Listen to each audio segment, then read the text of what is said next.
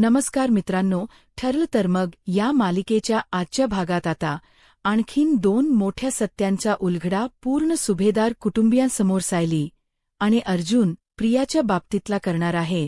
आता नेमकी अशी कुठली मोठी गोष्ट आहे किंवा कुठली मोठी चूक आहे जी प्रियाने करून ठेवली आणि सायली, अर्जुन त्याचा उलगडा करणार आहे.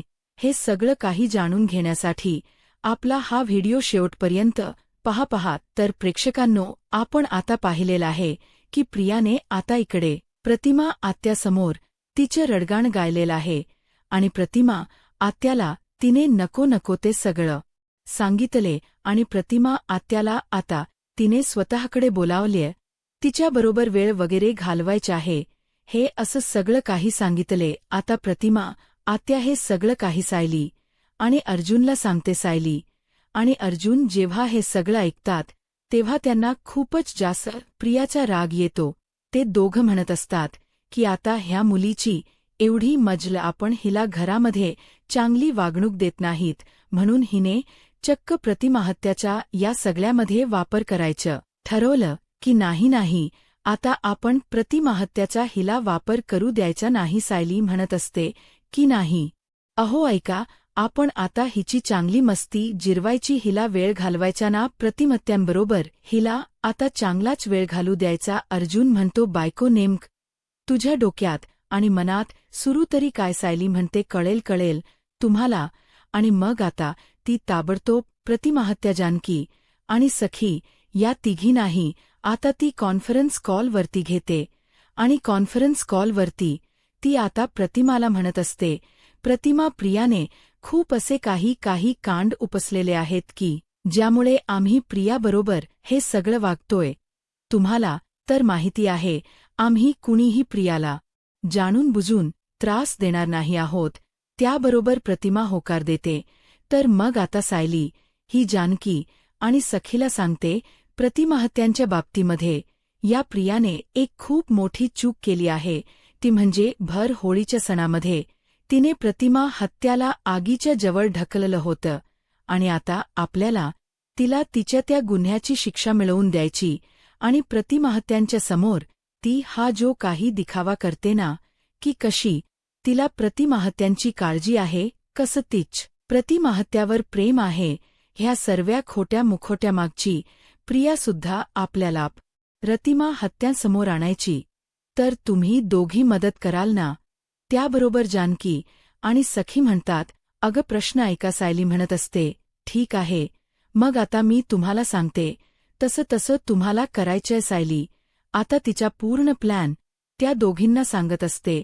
अर्जुनही मध्ये त्यांना काय करायचं ते गाईड करत असतो. जिथे सायली सांगत असताना कमी पडत असते तिथे अर्जुन तिला पूर्ण करत असतो. दोघं नवरा बायको ठरवतात की आता प्रियाची चांगलीच सगळी मस्ती जिरवायची. अर्जुन हा आता जानकीला आणि सखीला म्हणत असतो, जानकी, सखी, तुमच्यावरती खूप मोठी रिस्पॉन्सिबिलिटी आहे. जानकी ताई, तुम्हाला माहितीच आहे प्रिया पूर्वीपासून कशी येते, त्यामुळे तुम्ही स्पेशल काळजी घ्या. त्याबरोबर मग सायली सखीला सुद्धा म्हणते, आणि सखी, तुला प्रिया किती नालायक आहे आणि ती किती काय करू शकते या गोष्टींचा अंदाज नाहीये, त्यामुळे तू मात्र तिच्यापासून जपून रहा, सावध रहा. त्यानंतर सायली फोन ठेवून देते. सायली आता म्हणत असते, प्रिया, तुझ्या प्रत्येक पापाची बद्दल मी तुला घडवणार आहे. त्यानंतर मग आता सायलीने ठरवल्याप्रमाणे प्लॅनला सुरुवात करण्यासाठी सखी आणि जानकी आलेले असतात. आता जानकी घरातले सगळे, सायली, अर्जुन, प्रिया हे सगळे बाहेर हॉलमध्ये बोलत असेपर्यंत सखी जाते आणि आता एका बेडरूममध्ये सगळं काही धूर करते आणि जानकीच्या फोनवर मेसेज करते की काम फत्ते झालंय. त्याबरोबर मग आता जानकी त्या ठिकाणी येते. आता त्या खोलीत त्यांनी थोडीशी आग लावलेली असते, खोलीला आग लागलेली असते आणि आता तिकडे जानकी येते आणि म्हणते, आग लवकर या, कुणीतरी आग. त्याबरोबर इकडे आता प्रिया विचार करते की हीच संधी आहे माझी नामी संधी, मी इथे जाणार आणि ॲक्टिंग करणार. ह्या दोघींना वाचवण्याची प्रिया आता तिकडे धावतच येते आणि कुठे लागली, आग कशी लागली, अस ओरडत असते. त्याबरोबर जानकी आणि सखी म्हणत असतात, अगं खूप मोठा प्रॉब्लेम झालाय प्रिया, अगं बघ हातमध्ये तुझी आई अडकलेली आहे. त्याबरोबर प्रिया म्हणते काय, त्याबरोबर आता सखी म्हणत असते, अगं काय काय ओरडतेस, ज्या आतमध्ये आईला वाचव. जानकी सुद्धा म्हणते, हो प्रिया अगदी बरोबर बोलतीये सखी, जा पटकन त्या आगीमध्ये, तू पटकन जा आणि वाचव प्रतिमा. त्यांना हे बघ, आग अजून पूर्ण लागलेली नाहीये, दरवाजा जळायचा बाकी आहे, तू पटकन जा आणि प्रतिमा आत्यांना बाहेर घेऊन ये आतमध्ये. प्रतिमा आत्यांना केवढा त्रास होत असेल, वेळ पडली असेल तर ना, त्या बेशुद्धही झालेल्या असतील, ज्या पटकन आतमध्ये जा आणि आईला वाचव. त्याबरोबर आता प्रियाला तर भीती वाटू लागते. प्रिया आता विचार करते, उगचाले इकडे नाटक करायला गेले आणि गळ्याशी आलं.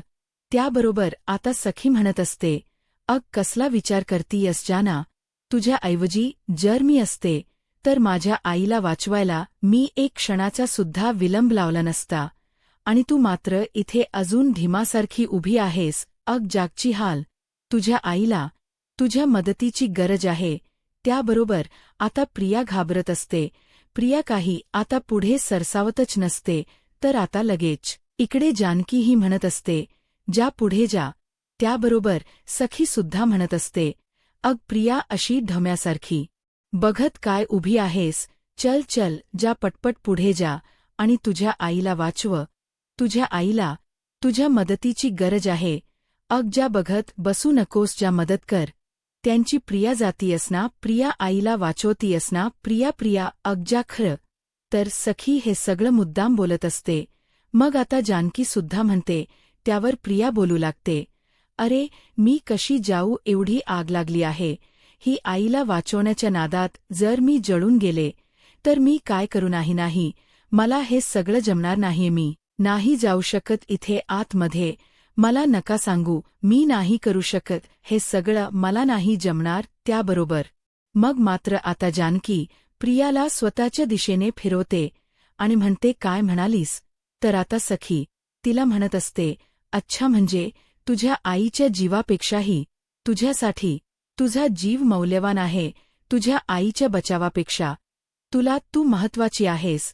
त्यावर प्रिया म्हणते, अर्थात ती म्हातारी मेली तर मेली, वरण मलाही घेऊन जाईल, मग मी काय करू, मी मरू नाही शकत कोणासाठी.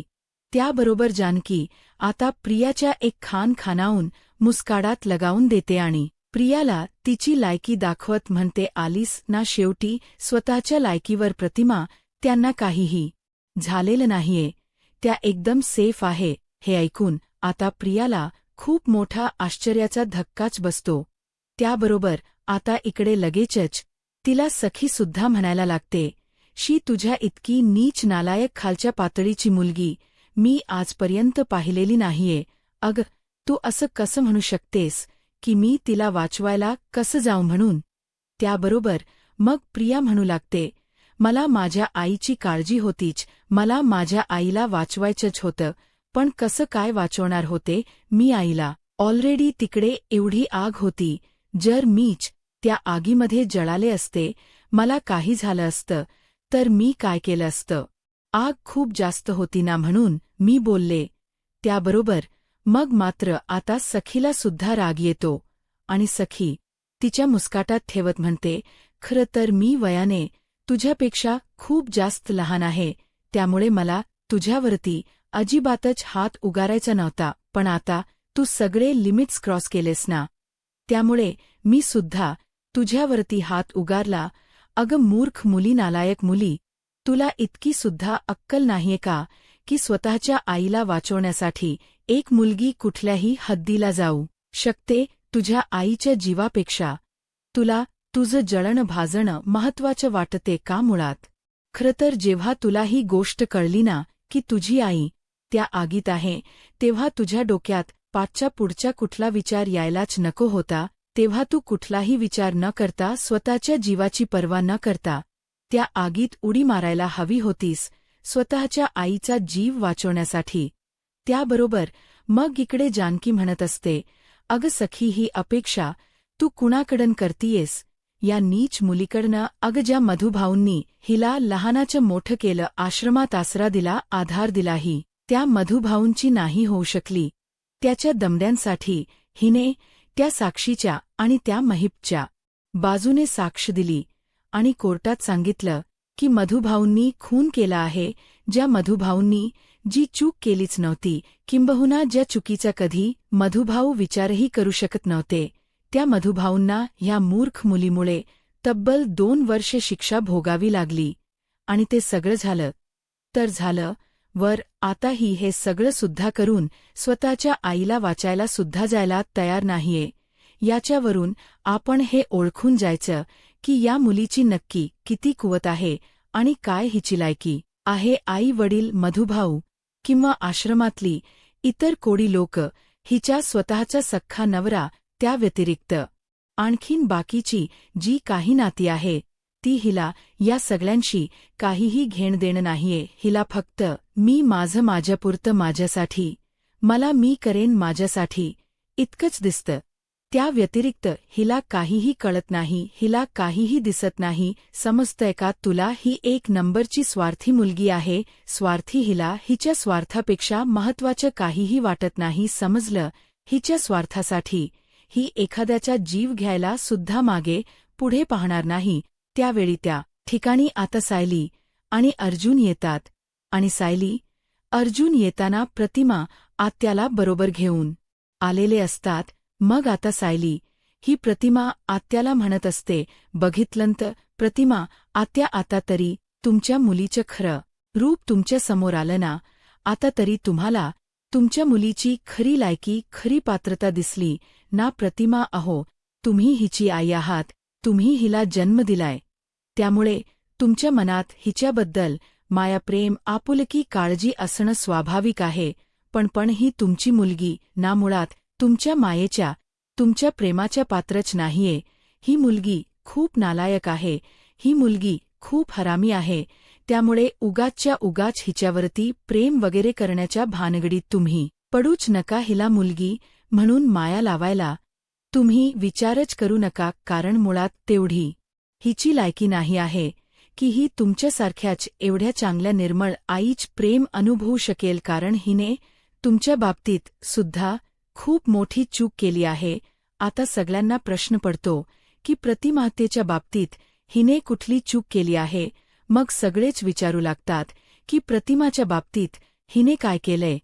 त्यावर मग सायली सगळ्यांना सांगते, तुम्हाला सगळ्यांना आठवतं का प्रतिमा हत्या होळीच्या दिवशी अचानक होळीव्रती पडता पडता राहिल्या होत्या. तेव्हा ते सगळं करणारी दुसरी तिसरी व्यक्ती कोणीही नसून प्रियाच होती. प्रियाने जाणून बुजून प्रतिमा हत्यांना त्या होळीच्या आगीवरती ढकललं होतं, जेणेकरून प्रतिमा हत्यांना पुन्हा सगळा त्रास व्हावा आणि प्रतिमा हत्या यांची मेमरी वगैरे कमी व्हावी. प्रिया इतकी नालायक मुलगी आहे ना की तुम्ही कोणी प्रियाच्या वागणुकीचा विचारही करू शकत नाही. ती इतकी विचित्र आणि वाईट मुलगी आहे, विक्षिप्त आहे ती. असो, पण आता प्रियाने केलेल्या प्रत्येक पापाचा पाढा तर मी वाचणारच आहे, पण त्याचबरोबर तिला तिच्या प्रत्येक गुन्ह्याची शिक्षा सुद्धा मिळवून देणार आहे.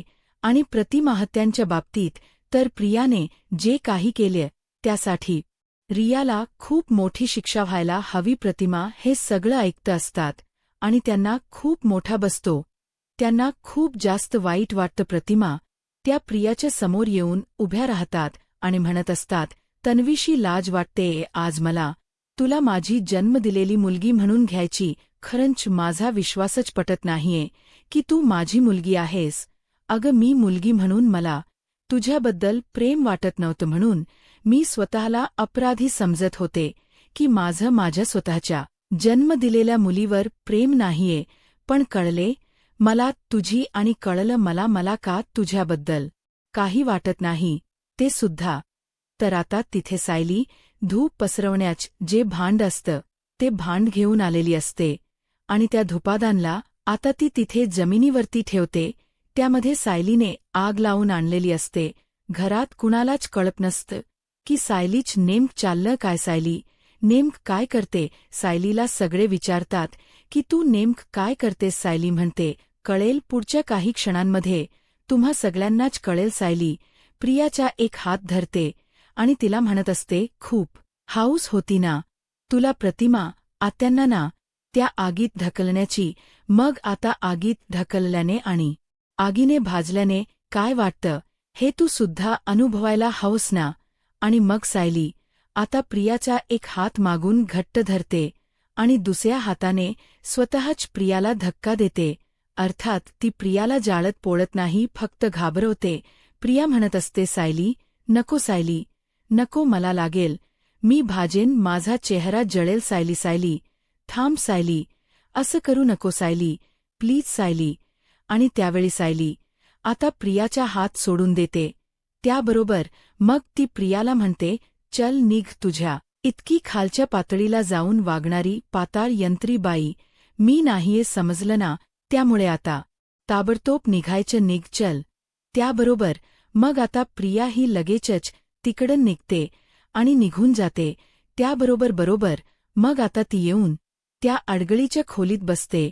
अडगळीच्या खोलीत येऊन बसल्यावर प्रिया ही विचार करू लागते की खरंच जर सायलीने माझा चेहरा जाळला असता तर मी काय केलं असतं. नाही, हा विचारही मला करवत नाहीये. सायलीने आज माझा चक्क चेहरा, माझं शरीर भाजायला निघाली. याचा अर्थ आता काही सायली मला सोडणार नाहीये. पण काहीही झालं तरी मला ही प्रॉपर्टी माझ्या हातातून जाऊ द्यायची नाहीये. एवढी वर्ष मी इथे ठाण मारून बसली, ते फक्त या प्रॉपर्टीसाठी, या सुभेदारांच्या पैशासाठी नाही. हे लोक मला प्रॉपर्टीतून बेदखल वगैरे करण्याच्या आत मला काहीतरी हातपाय हलवले पाहिजे. मग प्रिया काय करते? प्रिया आता सुभेदारांच्या घरात त्यांच्या प्रॉपर्टीचे जे काही पेपर्स असतात ते पेपर्स शोधाशोध करायला सुरुवात करते. आणि आता प्रियाला ते पेपर्स सापडतात सुद्धा. मग प्रिया विचार करते, हे पेपर्स कुठल्या तरी अशा ठिकाणी राहायला हवे जे कोणालाच माहीत नाही पडणार, जिथे फक्त मी एकटीच जाऊ शकते. मी एकटी, माझ्या व्यतिरिक्त कोणी नाही. मग आता प्रिया काय करते?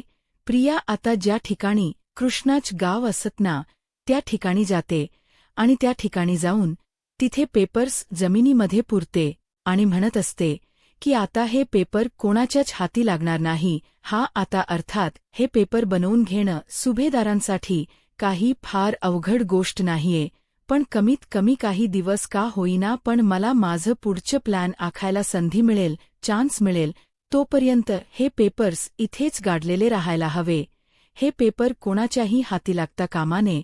आणि मग आता तिथे पेपर तिकडे गाडते आणि म्हणत असते, सुभेदार, तुम्ही मला कितीही मात देण्याचा प्रयत्न केला ना तरी या प्रियाला मात देणं तुम्हाला तुमच्या याच जन्मात काय पुढच्या 7 जन्मात सुद्धा जमणार नाही. आणि मग प्रिया ही तिकडन ताबडतोब पळ काढते. आता प्रिया तिकडनं निघून गेल्याच्यानंतर इकडे कृष्णाची जी गाय असते स्वाती, तिने हा सगळा प्रियाचा पराक्रम पाहिलेला असतो. आता स्वातीला हे सगळं काहीच असतं कृष्णाला. मग स्वाती आता कृष्णाला तिकडे घेऊन येते. कसं बसं स्वातीला कृष्णा विचारत असते, स्वाते तुला नेमकं काय सांगायचं? स्वाते सांग तरी स्वाते. पण स्वाती तिला काही सांगतही नसते. का? मग कृष्णा ती जागा खणून बघते आणि कृष्णाला आता तिथे ते प्रॉपर्टीचे पेपर्स सापडतात. आता ते प्रॉपर्टीचे पेपर सापडल्याच्यानंतर मग कृष्णाला खूप मोठा धक्काच बसतो. आणि हे सगळं प्रियाने केले हे कळल्यावर तर कृष्णा आणखीनच जास्त हादरून जाते.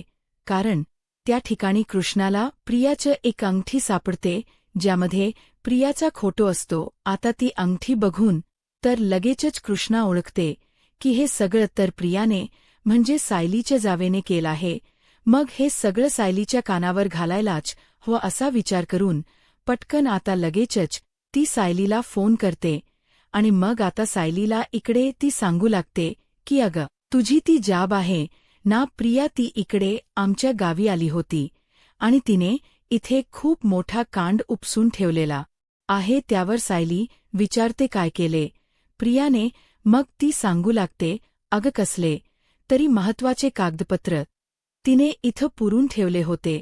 आता महत्वाचे कागदपत्र म्हटल्यावर मग सायलीला लक्षात येतं नक्की हे प्रॉपर्टी चेज पेपर्स असतील. मग ती कृष्णाला म्हणते, कृष्णा, तू ते पेपर्स तुझ्याजवळ सांभाळून ठेव, मी ते पेपर घ्यायला येईन. त्याबरोबर कृष्णा म्हणते, नाही, नको, मीच ते पेपर घेऊन तुझ्या घरी येईन.